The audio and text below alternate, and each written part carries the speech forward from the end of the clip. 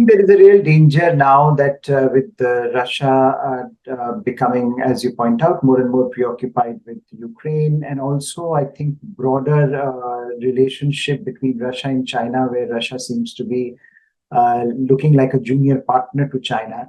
The ability of China to not only manipulate SCO towards its ends, but also expand its footprint in a very important region for India and for the world, that is becoming a real possibility. India certainly will have to be very, very cautious in the way it approaches, what is happening within the SCO, and the way it approaches its own role in the SCO. India will have to be more proactive in reaching out to Central Asian countries also bilaterally. So I think one of the things that India can certainly do is to enhance its footprint and bilaterally engage with the individual nations of Central Asia more substantively, because that's one way to circumvent Chinese plans, which perhaps might be not only of dominating the region, but also exploiting that region and making other powers marginal, because China's first priority would be that it emerges as the most important partner for these nations. And in some ways, in economic sense, it already has. So I think India will have to be very, very cautious and very careful when it comes to engaging with this part of the world.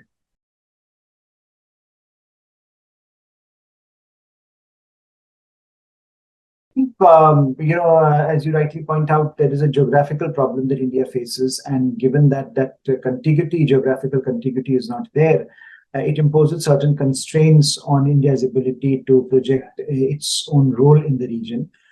India has certainly, been trying to make Central Asia pivotal to its foreign policy. We have had a lot of outreach that has been happening to Central Asia. One of the things that perhaps India can do is to have a sustained engagement rather than episodic engagement with the region.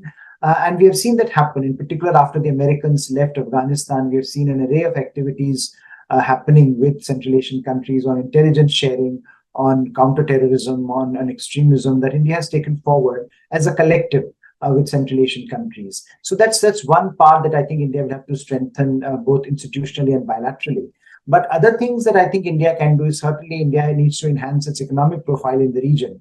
One of the areas where India can certainly enter and India can capitalize on is the fact that while Central Asians certainly see China as an important partner, they also want to diversify. They don't want to see China being the dominant partner. They don't want to be in a position where China is the only country where they're having to deal with. I think for some time, Russia's engagement there, Russia's position in Central Asia gave confidence to both Central Asians, perhaps, and to India also, that it can manage China in that part of the world. But as Russia becomes marginal, or as Russia retreats because of Ukraine and because of other factors, China is filling the void, and therefore India will have to step up to the plate, and India will have to do much more in economic and developmental issues, which are a priority for Central Asian countries. They want to open up, they want to reach out to the wider world.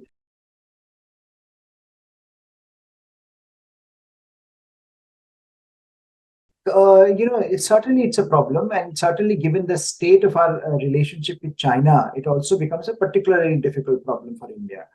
I think one of the things that India should do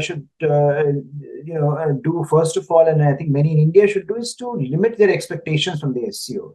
That SCO is not going to be, or is unlikely to become, that platform which is going to yield benefits to India strategically. That element has to be internalized by India, because in SCO today, there are many internal frictions, there are many internal fault lines, and the most important one for India is China.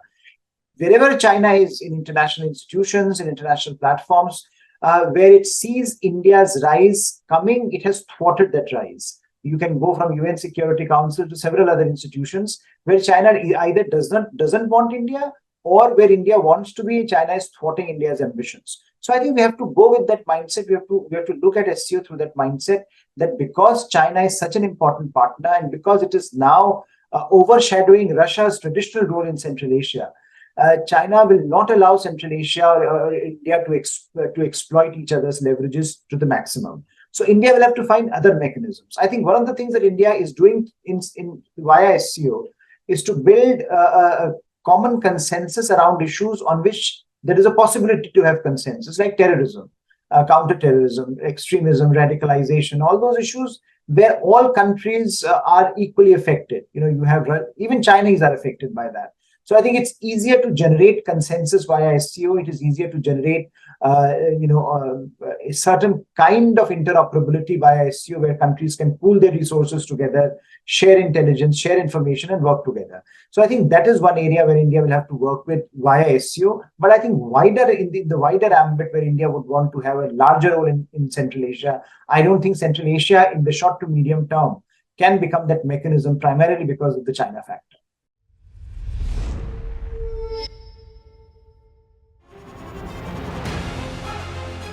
Email exchanges from inside the BBC, they talk about the risk of violating Indian laws.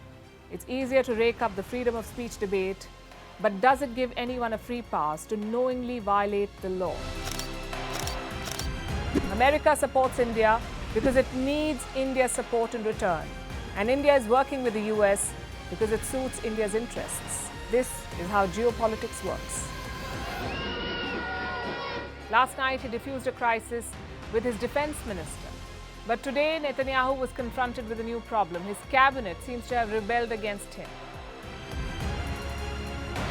The UK is looking at the Indian subcontinent to fill its coffers. That India seems to be negotiating from a position of power, like a partner and not a former colony.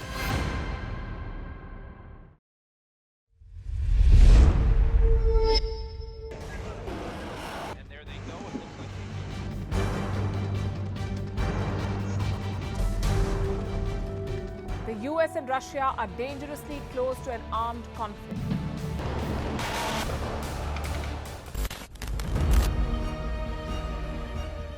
This year, 2023, New Delhi will be the capital of global diplomacy. For a country as diverse as ours, with 88% of the population illiterate, it was a very big deal to write a constitution, and that too, the world's largest. Meanwhile, if we may, here's a Republic Day gift from India for the BBC. A list of suggestions for the BBC for their upcoming documentaries. Number 1, the Kohinoor and the colonial loot. Number 2, an outdated monarchy and unhealthy obsession with the royals.